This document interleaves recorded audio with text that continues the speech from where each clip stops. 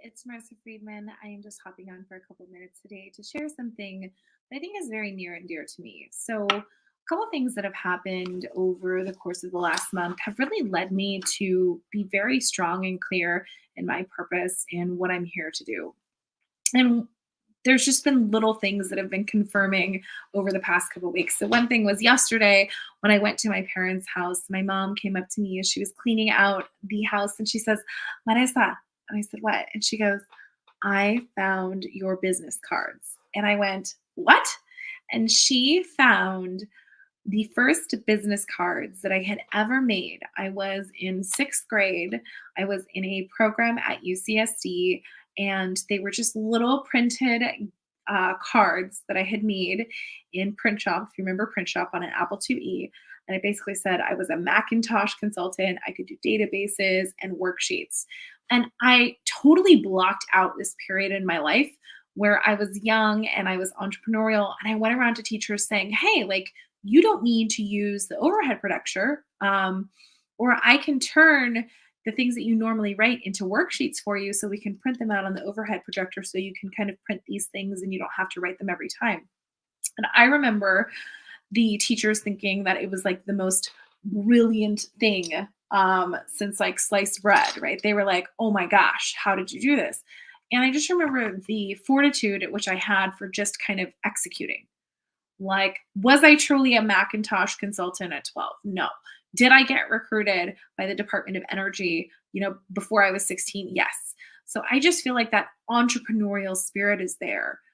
But there's something else that I've noticed, and here are a couple of trends, right? So they were talking about on the just recent data studies and things that are released. Women often are told in performance reviews things about our personalities, right? So to be more likable, be more personable, smile more. And oftentimes men are given the same feedback, but in the context of the skill required for a job. So, for example, if you're not particularly diplomatic, you might be given feedback about, like, hey, like, when we're addressing a certain level within the organization, it's really helpful to come in prepared with, certain on like it's just really good to have, X, Y, and Z.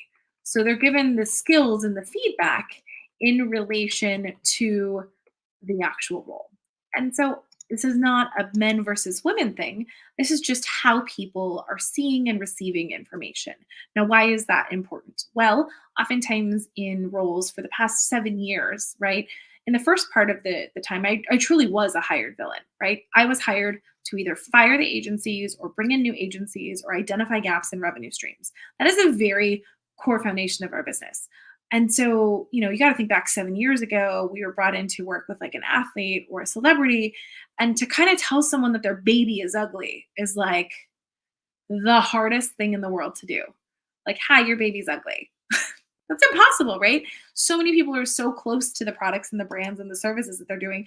So, like, just backing it up to understanding, like, I'm not a villain, I'm a mirror.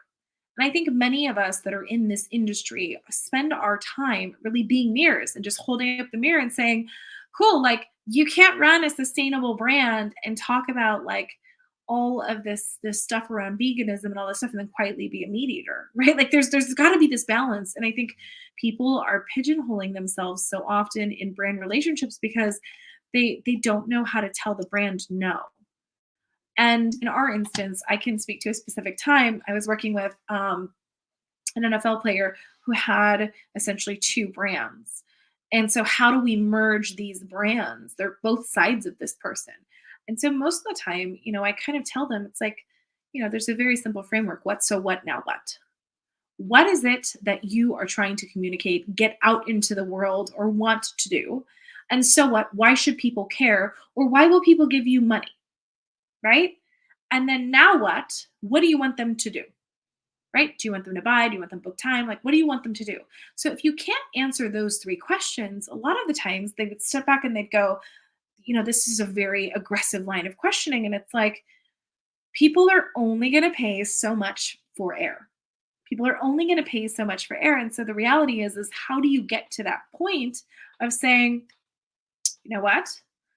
I took a step back and okay, yeah, I'm ready to look in the mirror and I'm ready to look at the wrinkles and the freckles and figure out what I need to do differently. So, in the spirit of that, it kind of led me to think about personal kind of vision statements and mission statements and how that's always been a practice that we've done. And the reason that we've done that is because, a lot of times we need to remind ourselves why we exist.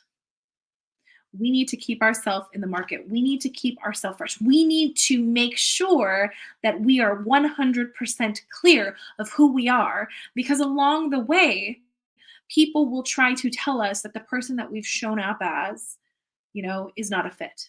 And the reality is that I don't believe in having teams of yes people. I have people that disagree with me. I have people that work with me that are as old as 80 and young as 18, because I believe that we are all mirrors for one another. So here's some concrete stuff that I thought would help you if you're thinking about, hey, like, I do kind of want to have a personal mission or vision statement, and maybe you just haven't thought of it, or maybe it's just something that hasn't occurred to you. So I'm going to share number one. So, why a personal mission statement or vision statement can be exceptionally helpful for you is really that it allows you to align, right? It allows you to align your personal and professional values, visions together, because you are one person that is splitting your life in between two worlds. Second thing is it's going to help you very quickly give yourself a roadmap for success. And so, what does a roadmap for success looks like? It's just, hey, like, this is my jam, this isn't my jam, right? So for me, so much of the last 7 years has been behind the scenes.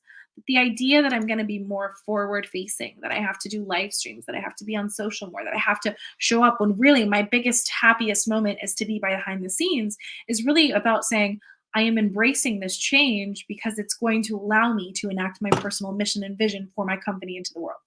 So I'm only going to give you those two today, but my sense is that if you are struggling and you're having a hard time embracing who you are currently, this could be very helpful for you. And that's about it. Hope you guys have a great day. Bye.